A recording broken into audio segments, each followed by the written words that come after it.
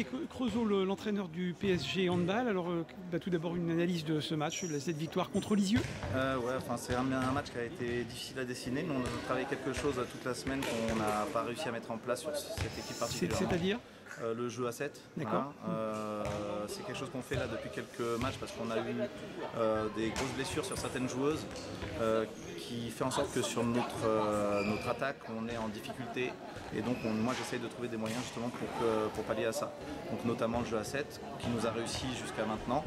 Et là, en fait, j'ai essayé une nouvelle formule contre Lisieux qui n'a pas fonctionné. Donc, on va continuer à travailler. Je ne suis pas très content à l'arrivée. On va regarder un petit peu tout ça, mais il va falloir qu'on retravaille ça. Allez, bon, il y a la victoire au bout, mais la manière, elle n'y est pas du tout là. Alors quel est le bilan du PSG Handball à 2 matchs de la fin, c'est ça? Alors pour l'instant on est 3e. Il y a un mois et demi environ on était 2e à la fin des premières. Et puis effectivement comme je l'ai expliqué, nous on a 3 joueuses très importantes qui ne sont plus là. À quel poste? Un demi-centre, arrière gauche et les gauches. D'accord. Voilà. Donc ça modifie pas mal nos objectifs, sachant qu'en début de saison c'était être dans les 5 premières. Donc ça il sera atteint je pense. Maintenant en cours de saison, au vu du championnat, on espérait accrocher la 2e place pour faire éventuellement les barrages. Oui. Donc il y a une petite déception sur la modification de l'objectif sur la fin de saison. Maintenant sur l'effectif qu'on a actuellement, voilà, 3e place ça serait vraiment une bonne chose par rapport à l'effectif qu'on a actuellement, par rapport au travail qu'on fait actuellement. Alors j'imagine que quand on est au PSG Handball, on a un peu plus d'objectifs, c'est-à-dire ça doit monter encore un peu plus haut, c'est ça? Ouais. Alors c'est prévu pour quand ça? Alors on ne peut pas trop en parler pour l'instant. L'objectif, la première phase du projet féminin, sachant que maintenant on ne parle plus de projet féminin au Paris Saint-Germain, parce qu'il fait partie maintenant du projet club. D'accord. C'est une première grande victoire. C'était 2013-2018, monter d'ici 2018 en N1. D'accord. On a encore une saison pour monter en N1. On a rajeuni les effectifs. On essaye de récupérer des jeunes filles de l'entente Paris Galaxy, de les intégrer au jeu. Voilà, pour préparer justement l'avenir. Parce qu'effectivement, une fois qu'on montera en N1, après il y aura d'autres perspectives. Donc voilà, dont on ne parle pas forcément pour l'instant. Alors quand on est à Paris, c'est quoi le bassin de recrutement? Vous travaillez sur des jeunes, vous allez chercher dans la banlieue parisienne? Ça se passe comment? Parce qu'il y a beaucoup de concurrence, j'imagine, en plus autour de Paris. Alors, on a une chance quand même sur Paris où on a énormément de clubs. Il y a énormément de mouvements. Sur Paris même? Sur Paris même, enfin pas sur Paris même, non, sur toute la banlieue, d'accord. Voilà. Moi je suis un peu effectivement déçu par rapport à tout ce qui est formation sur Paris même. Pour moi, il n'y a pas de formation digne de ce nom, donc on essaye de travailler là-dessus, c'est pas normal mais c'est comme ça. Donc on essaye de voir avec les clubs, on a monté donc l'entente Paris Galaxy qui devrait nous permettre justement de commencer à sortir des jeunes. En accord nous avec ici les Moulineaux qui est juste à côté, il est normal, à partir du moment où nous on ne peut pas leur proposer quelque chose de plus intéressant, les meilleurs jeunes vont à ici les Moulineaux et ici les Moulineaux font une vraie formation, donc là il n'y a pas de souci. On verra par la suite comment ça se passe.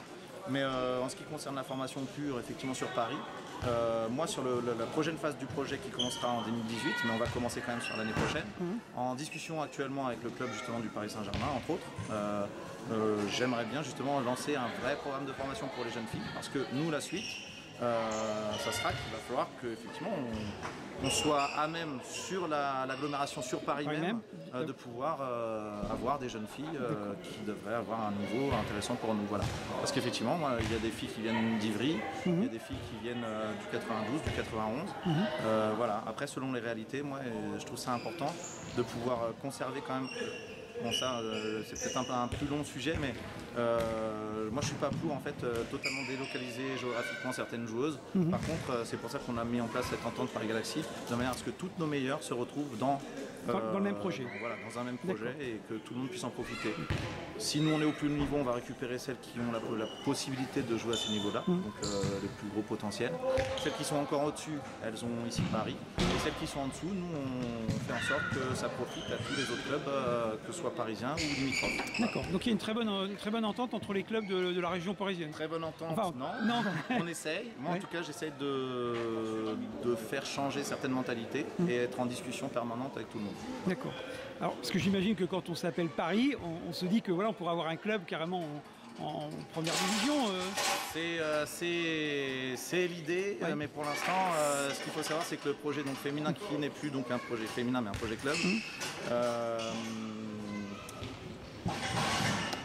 j'ai perdu le fil de mon truc. L'objectif c'est la formation, puis ensuite... non, le truc c'est que voilà, maintenant on fait effectivement La question c'était quoi? C'était est-ce qu'un jour il y aura un club en première division à Paris? Et comment y parvenir? Maintenant que on nous regarde un peu plus et qu'effectivement on commence à avoir des résultats, la phase suivante effectivement c'est de faire en sorte qu'une équipe féminine puisse arriver au plus haut niveau. Voilà. Bien sûr. Maintenant on a un certain nombre d'années pour ça. Voilà, il faut qu'on continue dans le travail, on commence à nous reconnaître, on commence à regarder un peu ce qu'on fait. L'année dernière, on est allé jusqu'en 16e de finale de Coupe de France contre Chambray. Voilà, on n'a pas été ridicule. Donc voilà, c'est en marche, c'est en cours. Et l'intérêt, c'est que, en tout cas, en tout début du projet, les filles, on s'en foutait totalement. Et on commence à s'y intéresser de plus en plus. Ce qui normalement n'est pas normal parce qu'on est quand même sur Paris, on devrait être... J'imagine qu'il y a quand même un gros potentiel quand même. Voilà. Il y a quand même des gens qui jouent en handball quand même. En plus, c'est une demande nationale, c'est une demande ministérielle, c'est une demande fédérale. Donc on doit arriver à faire quelque chose sur Paris. Il y a des clubs qui y arrivent très bien, à Brest, à Nantes. Mais est-ce que justement la concurrence d'autres clubs qui sont très bien placés au plus haut niveau, à Paris, c'est peut-être aussi un petit peu le souci de Paris finalement? Non, en fait, Paris, on a la place. 2 millions il devrait y avoir, bien sûr. Avec une population assez jeune. Il y a de quoi faire à Paris. On devrait avoir moins de problèmes à Paris qu'à Brest. Mais le fait qu'il y ait une concurrence sur la région parisienne avec des gros clubs, non. Même pas en fait. Même pas, oui, vous avez un bassin de 10 millions. Il y a ici Paris. On a Noisy en D2. On a Saint-Maur là qui va redescendre en N1. Et quoi qu'il arrive, en fait, par rapport à la masse de clubs et au nombre de clubs et au nombre de joueuses, bien sûr.